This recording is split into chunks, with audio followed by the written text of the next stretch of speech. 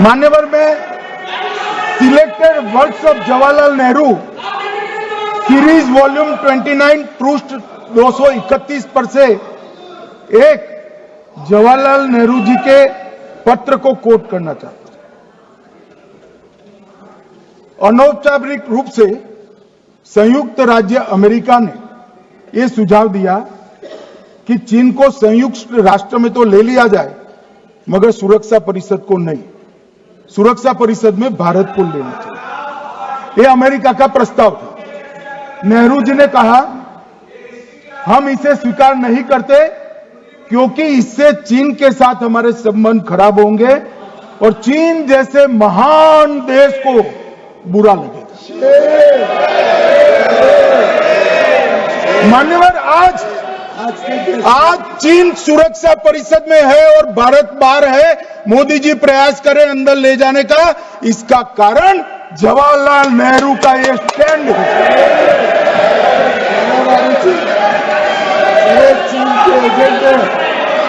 और मान्यवर एक तो पीढ़ी दर पीढ़ी चलता आ रहा है। राजीव गांधी फाउंडेशन ने चीन के साथ एमओयू कर दिया। अब कहते नहीं है कि एमओयू में क्या था, ये तो बताओ भाई, क्या एमओयू किया था राजीव गांधी फाउंडेशन ने? और जब डोकलाम में हमारे सेना के जवान चीन की सेना के सामने आंख में आंख डालकर बैठे थे, वो चीन के राजदूत के साथ राहुल गांधी मीटिंग कर रहे थे। ये मान्यवर ऐसा नहीं है। जवाहरलाल नेहरू, सोनिया गांधी, राहुल गांधी, तीन पीढ़ी तक के चीन का प्रेम उतरता जा रहा है। मान्यवर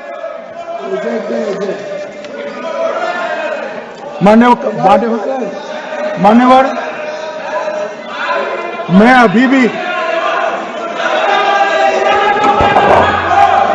अभी भी एक बात इस महान सदन के माध्यम से देश की जनता को कहना चाहता हूं, जो मेरी मान्यता है। ये सारी आतंकवाद की जड़ पाकिस्तान है और पाकिस्तान कांग्रेस पार्टी की भूल है। पार्टीशन स्वीकार न करते पाकिस्तान कभी न होता। इन्होंने पार्टीशन को स्वीकार कर देश को तोड़ा है। मान्यवर कल विदेश मंत्री जी बता रहे थे शर्म अल शेख सम्मेलन का बलूचिस्तान ब्लंडर, जिसने पाकिस्तान को हमारे साथ चर्चा करने के लिए इक्वल फुटिंग पर ला दिया। मान्यवर अब ये टेररिज्म की बात करते हैं। मैं इसमें भी पूरे देश की जनता को टेररिज्म की विगत 20 साल की स्थिति से अवगत कराना चाहता हूं। मान्यवर अटल जी की सरकार थी। 2002 में टेररिज्म को समाप्त करने के लिए अटल जी की सरकार, एनडीए की सरकार, भाजपा सरकार पोटा का कानून लेकर आई। मान्यवर मैं सदन को याद कराना चाहता हूं, पोटा कानून का विरोध किसने किया था? किसने किया? कांग्रेस पार्टी ने किया। हमारे पास बहुमत नहीं था राज्यसभा में। मजबूरन हमने कानून को घिर गया, मजबूरन संयुक्त सत्र बुलाना पड़ा और पोटा कानून संयुक्त सत्र में पारित हुआ। देश नहीं भूल सकता मान्यवर। और पोटा कानून को रोककर आज भी कांग्रेस पार्टी के नेता जब बोले तब कहे पोटा कानून को रोककर किसको बताना चाहते थे आप? किसको बचाना चाहते थे? पोटा तो आतंकवादियों के खिलाफ था। पोटा को रोककर अपनी वोट बैंक का उल्लू सीधा करने के लिए आप आतंकवादियों को बचाना चाहते। और मान्यवर 2004 में अटल जी की सरकार गई, मनमोहन सिंह, सोनिया गांधी की सरकार आई। आते ही पहला काम क्या किया मान्यवर? पहली ही कैबिनेट में पोटा कानून को रद्द कर दिया। मैं फिर से पूछता हूं, किसके फायदे के लिए कांग्रेस पार्टी ने पोटा कानून रद्द किया? जवाब दीजिए जरा यहां पर। और मान्यवर इसके बाद क्या हुआ? 2004 के दिसंबर में कोटा कानून रद्द हुआ। 2005 में अयोध्या में रामलल्ला के टेंट पर हमला हुआ, आतंकवादी मारे गए। मुंबई लोकल ट्रेन 2006-5 में रामलल्ला पर हमला, 6 में मुंबई ट्रेन में बम धमाके 187 लोग मारे गए। 2006 डोडा उधमपुर में हिंदुओं पर हमला, 34 लोग मारे गए।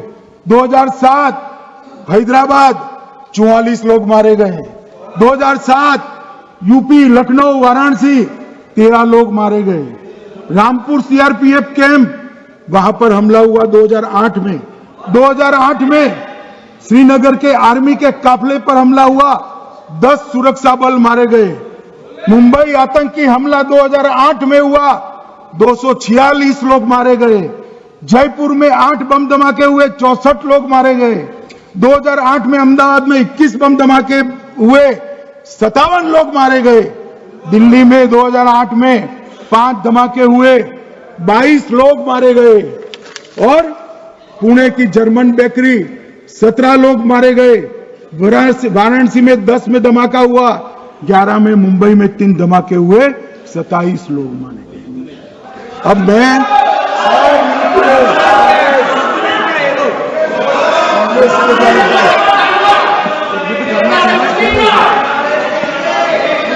मान्यवर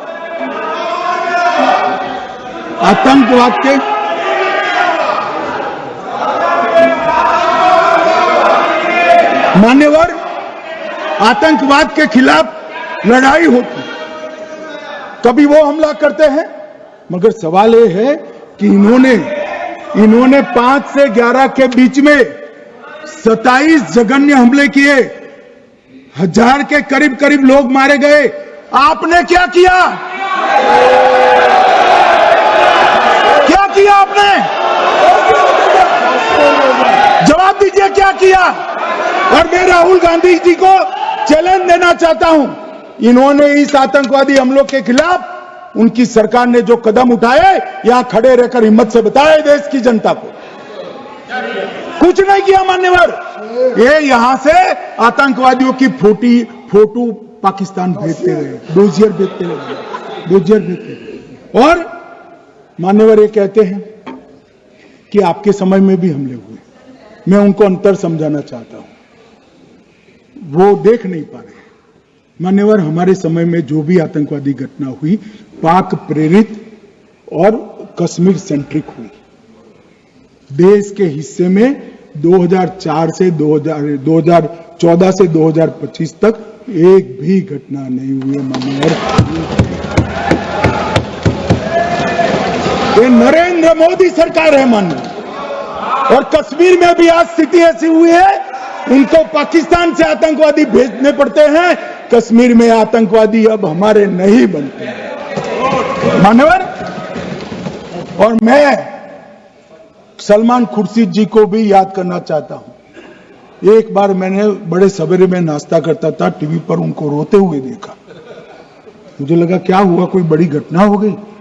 तो रोते रोते वो श्रीमती सोनिया गांधी के घर से बाहर आ गए कि बाटला हाउस की घटना देखकर सोनिया जी फूट फूट कर रो पड़ी। अरे रोना था तो शहीद मोहन शर्मा के लिए रोते, बाटला हाउस के आतंकवादियों के लिए रोना आता है। और मान्यवर ये हमें पूछते हैं कि आपने क्या किया। कोई अधिकार नहीं है पूछने का, कोई अधिकार नहीं है मान्यवर। अरे हमें पूछते थे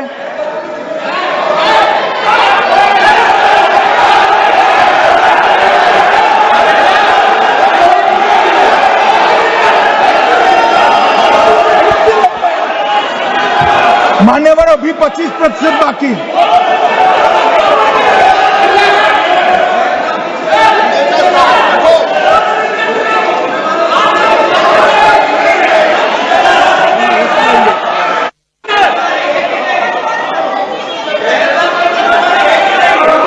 बैठिए, जवाब दे रहे हैं ना आपका, जवाब दे रहे हैं आपका। पहलगांव के बाद जो घटनाक्रम घटित उसका मान्यवर ये कहते हैं, साहब इसको बिठाओ जरा।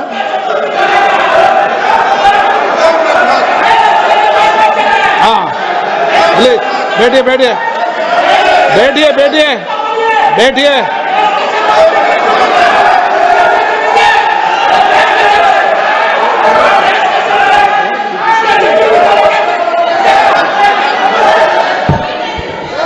सबको मान्यवर ये लोग मुद्दा उठाना चाहते हैं तो जरूर उठाए। मैं आज सुबह ही सलमान खुर्शीद जी का वो इंटरव्यू मेरे मोबाइल में रिजर्व कर आया हूं। आप जब भी कहोगे ये पूरे टीवी पर बताने के लिए मैं तैयार सेव कर आया हूं। इनकी इच्छा है तो कल एक समय तय करिए, यहां बता दीजिए चारों टीवी में, और देश की जनता भी देख ले।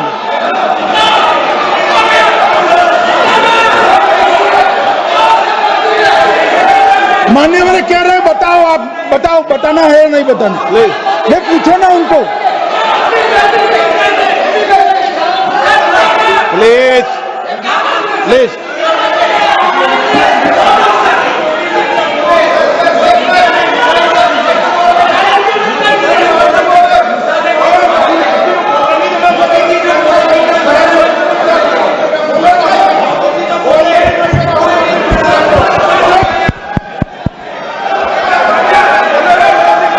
बिट्टू बैठ जा।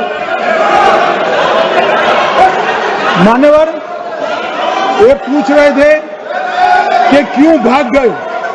अब मेरा समय काफी जाया गया, मैं जरा संक्षिप्त में कहता हूं, घटनाओं पर नहीं जाऊं। दाऊद इब्राहिम कासकर 1986 में भागा, श्री राजीव गांधी की सरकार। सैयद सलाउद्दीन 93 में भागा, कांग्रेस की सरकार। टाइगर मेमन 93 में भागा, कांग्रेस की सरकार। अनीस इब्राहिम कासकर 93 में भागा, इनकी सरकार। रियाज भटकल 2007 में भागा, इनकी सरकार। इकबाल भटकर 2010 में भागा, इनकी सरकार। मिर्जा सादाब बेग 2009 में भागा, इनकी सरकार। अब मान्यवर मेरा तो जवाब मांग लिया, हमारे सुरक्षा बलों ने मेरा जवाब भी दे दिया, अब राहुल गांधी इसका जवाब दे।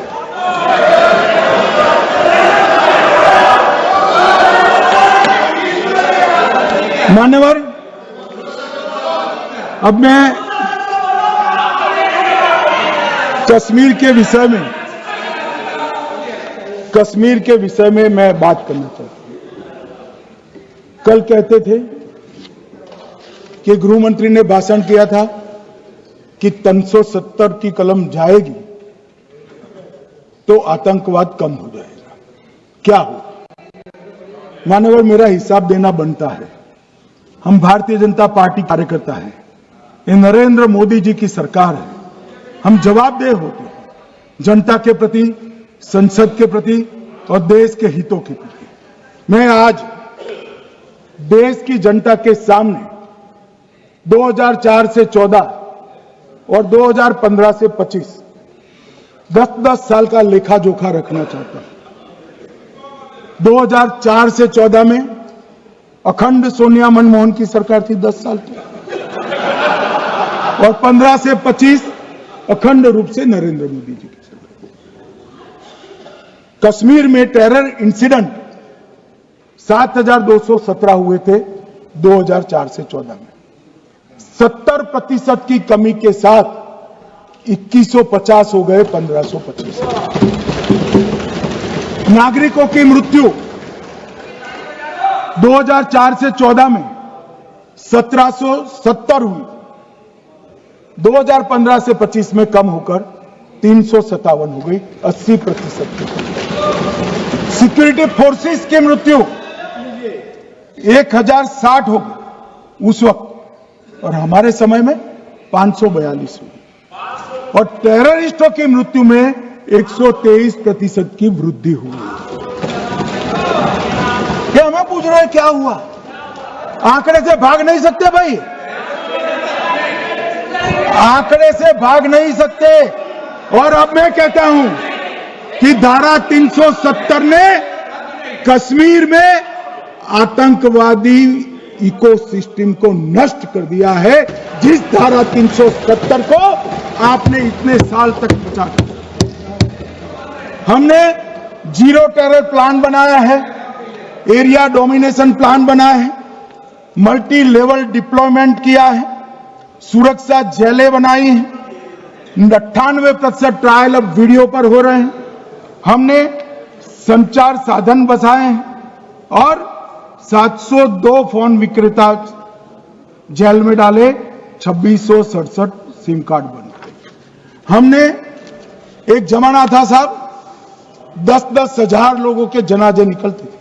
पूरे देश ने घटनाएं देखी होगी, बुरहान वानी मर गए, फला मर गए, ढिका मर गए, 10-10 हजार। अब जो मारा जाता है उसको वही दफना दिया जाता है। किसी भी आतंकवादी को उसका महिमा मंडन करने के लिए जनाजे की इजाजत नरेंद्र मोदी के शासन में नहीं।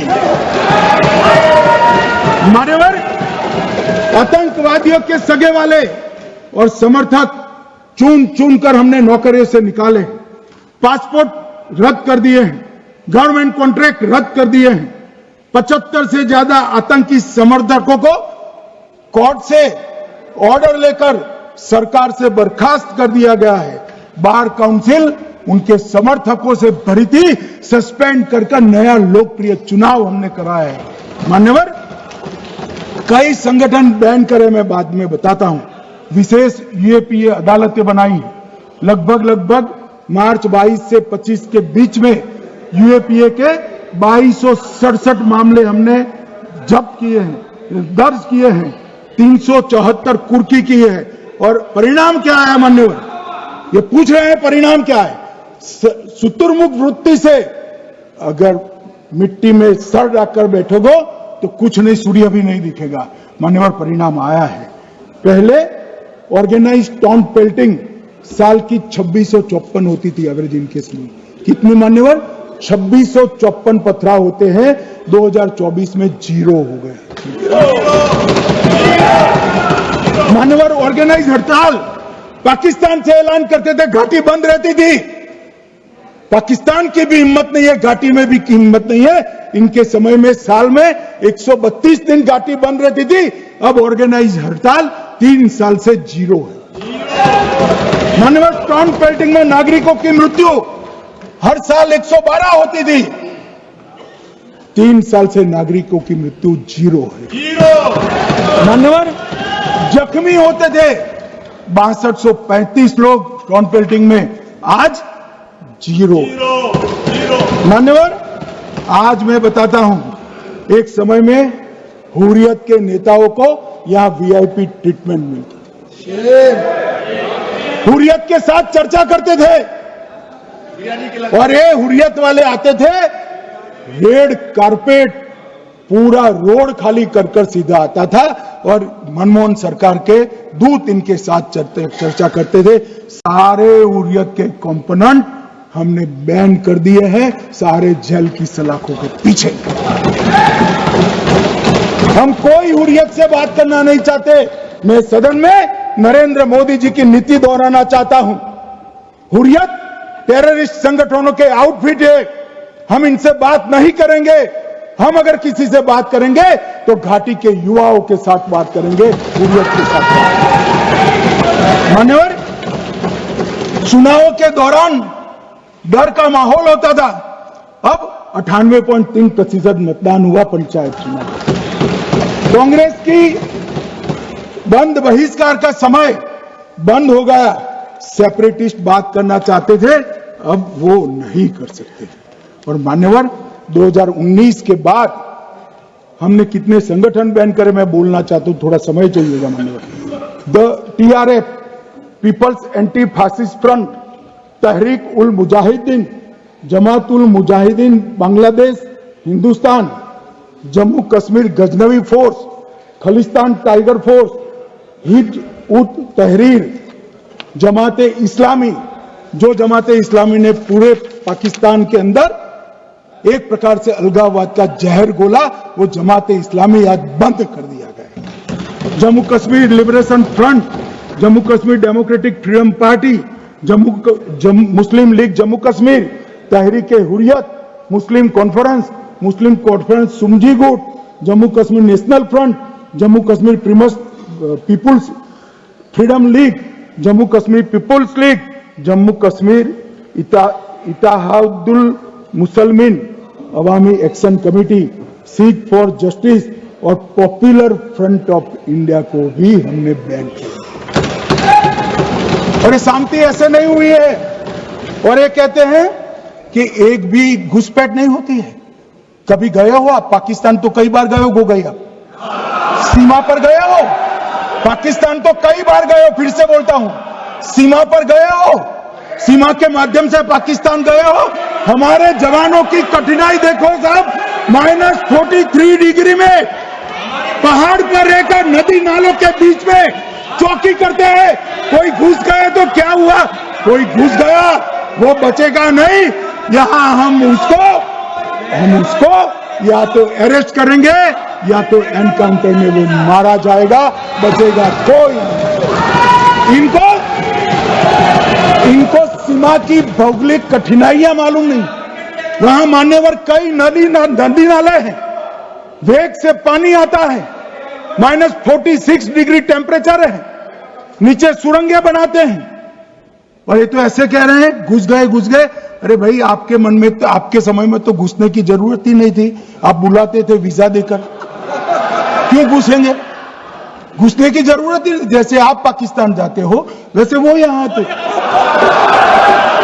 मनोहर, अब ये कैसे हमें पूछ सकते हैं?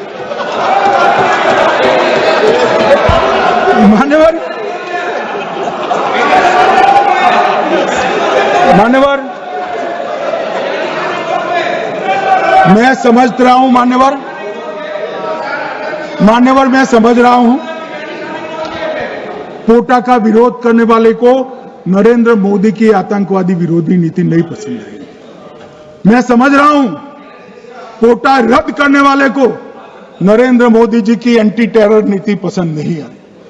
मैं समझ रहा हूं टेररिस्टों का बचाव कर वोट बैंक बनाने वालों को कोई नीति पसंद नहीं आएगी। मानवर, इसका विरोधी होना है। परंतु मैं आज एक बात यहां सदन के सामने आपके माध्यम से सदन को और दुनिया को बताना चाहता हूं। मानवर, ये नरेंद्र मोदी सरकार है टेररिज्म के खिलाफ हमारी जीरो टॉलरेंस की नीति है, ऑफर है और हम विजयी हो। और मान्यवर, मैं फिर से अंत में ऑपरेशन महादेव में जुड़े हुए सेना, सीआरपीएफ और जम्मू कश्मीर पुलिस के सभी जवानों को 2 हाथ जोड़कर प्रणाम कर बहुत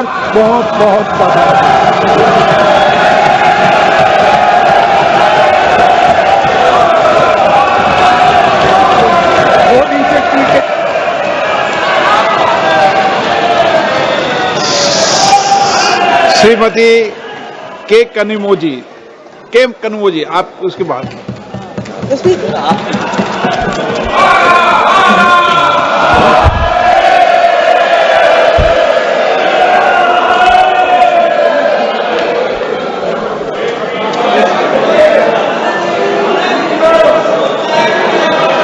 Thank you, sir.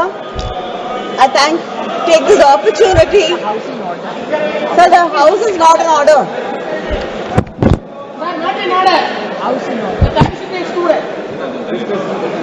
हो जाएगा।